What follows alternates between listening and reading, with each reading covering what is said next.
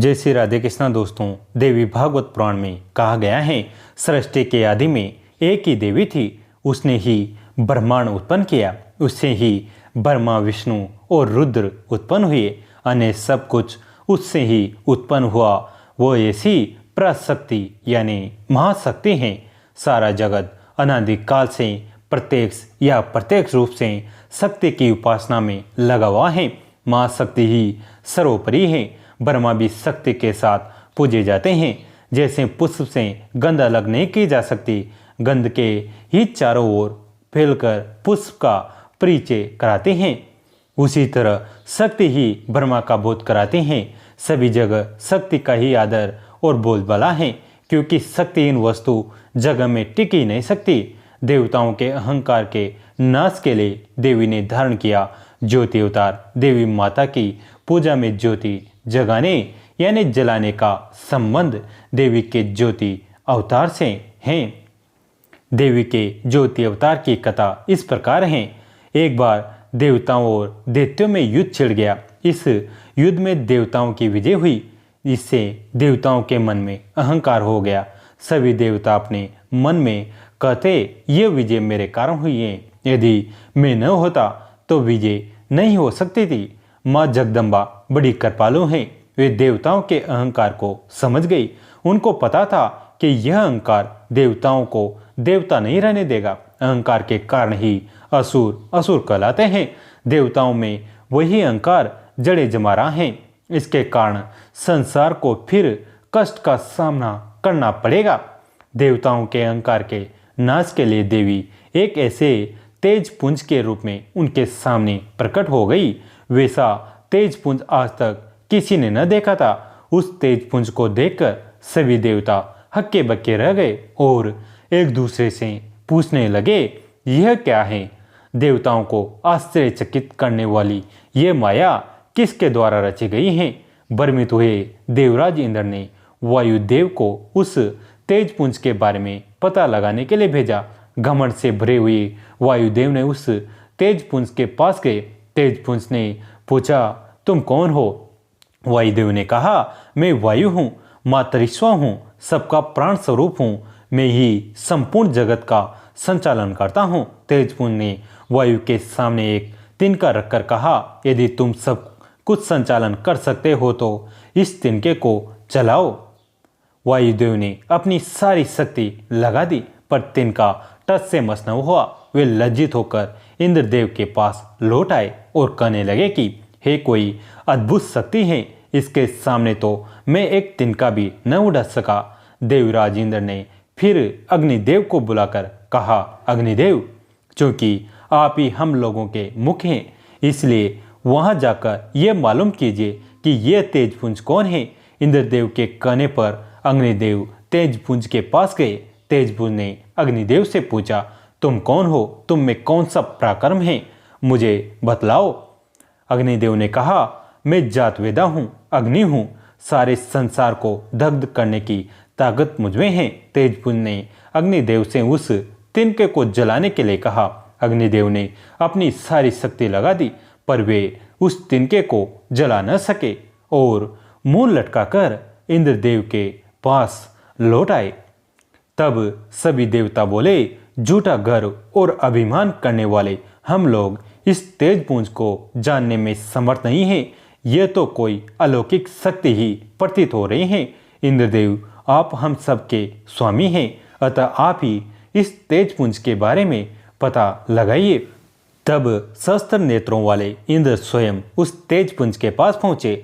इंद्र के पहुंचते ही वह तेजपुंज गायब हो गया। यह देखकर इंद्र बहुत लज्जित हुए। तेजपुंज के उनसे बात तक न करने के कारण वे अपने आप को मन में छोटा समझने लगे। वे सोचने लगे कि अब मैं देवताओं को क्या मुंह दिखाऊंगा। मान ही पुरुषों का धन है, जब मान ही न रहा तो इस शरीर का त्याग करना ही उचित है। इंद्र का सारा अहंकार नष्ट हो गया। तभी गगन मंडल में आकाशवाणी हुई कि इंद्रदेव, तब तुम पराशक्ति का ध्यान करो और उन्हीं की शरण में जाओ। इंद्रदेव पराशक्ति की शरण में आकर माया बीज का जप करते हुए ध्यान करने लगे। एक दिन चैत्र मास की नवमी तिथि को माँ परम्बा यानी माँ शक्ति ने अपना स्वरूप प्रकट किया। वे अत्यंत सुंदर थी। लाल रंग की साड़ी पहने उनके अंग अंग से नवयौवन फूट रहा था। उनमें करोड़ों चंद्रमाओं से बढ़कर आहतगता थी। करोड़ों कामदेव उनके रूप पर न्यौछावर हो रहे थे। उन्होंने चमेली की माला व वेणी व लाल चंदन धारण किया हुआ था।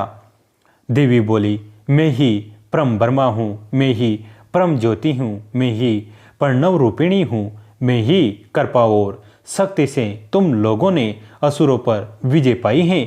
मेरी ही शक्ति से वायुदेव बहा करते हैं और अग्निदेव जलाया करते हैं। तुम लोग अहंकार छोड़कर सत्य को जानो। देवी के वचन सुनकर देवताओं को अपनी भूल ज्ञात हो गई और वे अहंकार रूपी असुर से ग्रस्त होने से बच गए। उन्होंने क्षमा मांगकर देवी से प्रसन्न होने की प्रार्थना की और कहा कि आप हम पर ऐसी कृपा करें कि हम में कभी अहंकार न आए। तब से देवी की पूजा अष्टमी, नवरात्र व जागरण आदि में माता के ज्योति अवतार के रूप में ज्योति या अखंड ज्योति जगाई जाती है। नवरात्र में प्रतिदिन देवी की ज्योति जगाकर उसमें लौंग का जोड़ा, बतासा, नारियल की गिरी, घी, हरुला, पूरी आदि का भोग लगाया जाता है। देवी कात्यायनी जी के संदर्भ में एक पौराणिक कथा प्रचलित है, जिसके अनुसार देवी कात्यायनी देवताओं ऋषियों के संकटों को दूर करने के लिए महर्षि कात्यायन के आश्रम में उत्पन्न हुई। महर्षि कात्यायन ने देवी का पालन पोषण किया। जब महिषासुर नामक राक्षस का अत्याचार बहुत बढ़ गया, तब उसका विनाश करने के लिए ब्रह्मा, विष्णु और महेश ने अपने तेजपुंज और प्रताप का अंश देकर देवी को उत्पन्न किया था। और ऋषि कात्यायन ने भगवती जी की कठिन तपस्या पूजा की। इसी कारण यह देवी कात्यायनी कहलाए। माना जाता है कि महर्षि कात्यायन जी की इच्छा थी कि भगवती उनके घर में पुत्री के रूप में जन्म ले। देवी ने उनकी यह प्रार्थना स्वीकार की तथा अश्विन कृष्ण चतुर्दशी को जन्म लेने के पश्चात शुक्ल सप्तमी, अष्टमी और नवमी तीनों दिनों तक कात्यायन ऋषि ने इनकी पूजा की। दशमी को देवी ने महिषासुर का वध किया और देवों को महिषासुर के अत्याचार से मुक्त किया। कात्यायन गोत्र में जन्म लेने के कारण देवी का नाम कात्यायनी पड़ गया। नवरात्रों में छठे दिन प्रातः जल्दी उठकर स्नान कर देवी कात्यायनी का ध्यान करना चाहिए। इसके पश्चात पहले दिन की तरह कलश और उसमें उपस्थित सभी देवी देवताओं की पूजा करनी चाहिए। कलश पूजा के बाद देवी कात्यायनी की पूजा कर शहद का भोग लगाना चाहिए। हाथों में पुष्प लेकर माता के ऊपर दिए गए मंत्रों का जाप करते हुए उन पर पुष्प अर्पित करने चाहिए। देवी की पूजा के पश्चात महादेव और परमपिता की पूजा करनी चाहिए। श्री हरि की पूजा देवी लक्ष्मी के साथ ही करनी चाहिए।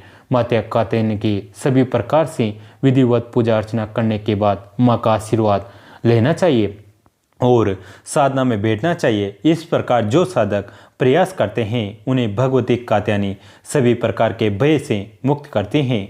माँ कात्यायनी की भक्ति से धर्म, अर्थ, कर्म, काम, मोक्ष की प्राप्ति होती है। नवरात्र के छठे दिन लाल रंग के वस्त्र पहने, यह रंग शक्ति का प्रतीक होता है। दोस्तों, कैसी लगी आज की कथा कमेंट करके जरूर बताएं। वीडियो को लाइक करें, चैनल को सब्सक्राइब करें, घंटी के बटन को दबाकर ऑल पर क्लिक करें। दोस्तों, कहानी अंत तक सुनने के लिए आप सभी का तहे दिल से धन्यवाद।